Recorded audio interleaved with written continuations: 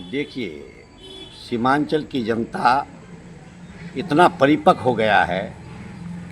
गुलाम रसूल बलियावी गुजरात दंगे की उपज है।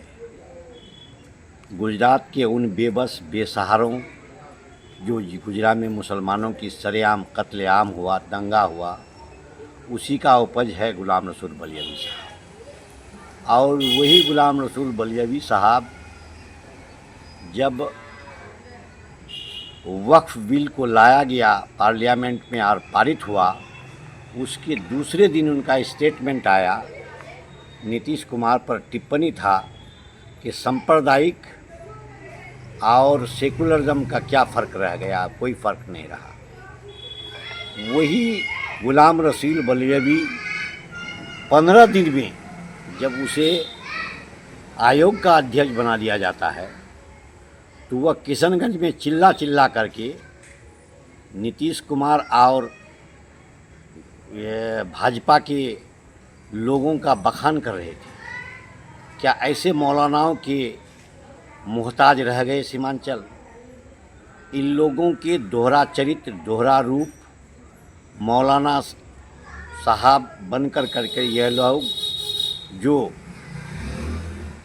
लोगों को गुमराह करते फिर रहे हैं, अब इनके झांसे में आने वाले नहीं हैं सीमांचल के मुसलमान। किसी भी परिस्थिति में पूरे बिहार में कम से कम पिछड़ा दलित मुसलमान इनको तो वोट नहीं करेंगे।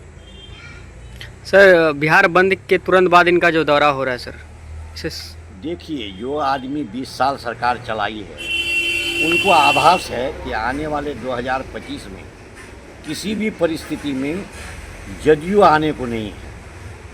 भाजपा के लिए तो कह नहीं सकते हैं, चाहे जदयू को मिलिया मेट भाजपा ही किया, और भाजपा के जो लोग उनके चरण स्पर्श कर करके घूम रहे हैं और इनको मिटाने का काम कर रहा है, उसी को अभी तक आदरणीय नीतीश कुमार जी समझ नहीं पाए हैं, जिसका नतीजा है कि 2025 अब कभी नहीं नीतीश।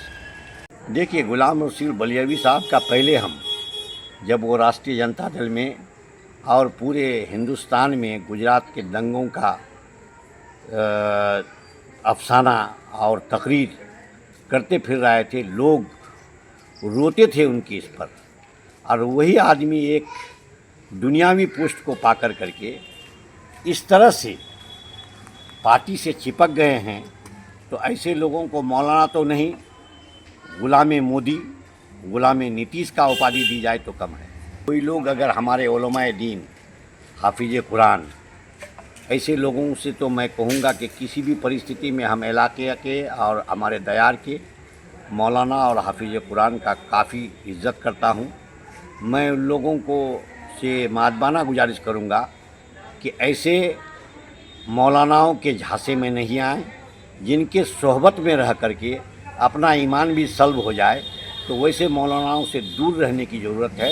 वैसे भी ये हम लोग मौलानाई के मुंह से सुना है कि जो आदमी के सोहबत से उनका सोहबत ऊपर आ जाता है, उसमें आ जाता है, तो उससे सोहबत करने की ज़रूरत नहीं है, उससे दूर रहने की ज़रूरत है। राजद को कोई नुकसान नहीं है। राजद का एक दयार चला हुआ है पूरे बिहार में। पिछले दिनों ने आपने बंदी के माध्यम से राजद के कार्यकर्ताओं का, उन गरीबों का, दलितों का, मजलूमों का, पिछड़ी जातियों का, जो सारे लोग रोड पर उतरे पूरे बिहार में, इसका जीता जागता मिसाल है कि 2025 में आदरणीय तेजस्वी यादव जी को मुख्यमंत्री बनाकर लोग अपना सपना साकार करेंगे। और गरीबों का सपना तभी साकार हो सकता है, और शिक्षित बेरोजगारों का सपना तभी साकार हो सकता है जब तक हमारे तेजस्वी यादव मुख्यमंत्री की कुर्सी पर बैठ नहीं जाते हैं। ये नौजवानों का, शिक्षित पढ़े लिखों का, बेरोजगारों का, दलितों का, हमारे माँओं का जो जो योजना चलाए जाएंगे, जिससे पूरा बिहार खुशहाल हो जाएगा, यही हम उम्मीद करते हैं।